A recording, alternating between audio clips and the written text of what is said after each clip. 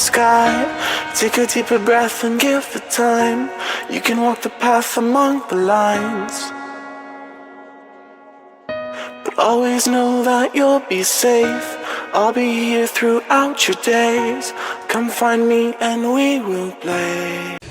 All the way from Canada, Professor and science researcher Ian Juby. Professor? Yes, this is just plain old Ian Juby, but I have no idea why he's suddenly risen through the ranks of academia.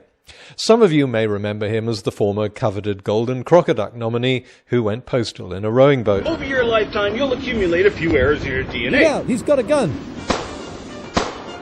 Juby is back once again, taking another shot at the coveted award. Someone nominated this video, which has Juby talking to Carl Bau about dinosaur eggs. This is a replica of an oviraptor egg nest. This is what the dinosaurs want to do.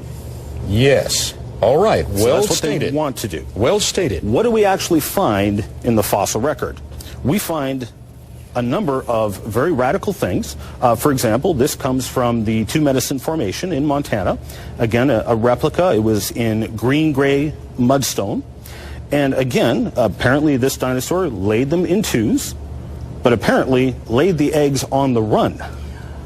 Ian, that's incredible. It sure is, because incredible means unbelievable, and I don't believe it for a minute. In what spiritually induced hallucination did a dinosaur on the run lay eggs in neat rows like this? Juby goes on to conclude, of course, that this is evidence of the biblical flood. To test his hypothesis, I decided to devise an experiment to see what might happen when dinosaurs lay eggs while running for their lives. Of course, there are no dinosaurs around today, but chickens are descended from small running dinosaurs and mimic them rather well. So I decided to scare some chickens just as they were about to lay their eggs by emptying a tank of water to imitate the global flood. Now, when I started this experiment, I did expect it to fail spectacularly, but what actually happened astonished me. Now, it's not often a creationist gets something right, but I must admit that the experiment clearly supports Juby's hypothesis. Let's roll the tape.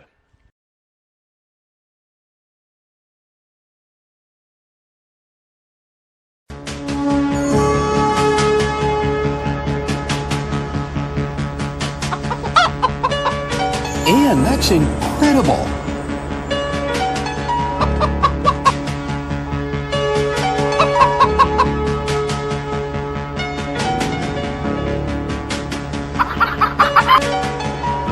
Ian, that's incredible.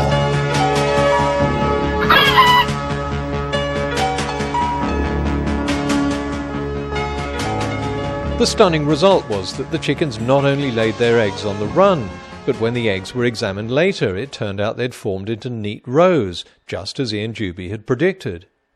Not only that, one of them was made of chocolate. That's incredible. Of course it is, Carl. I'm pulling your plonker.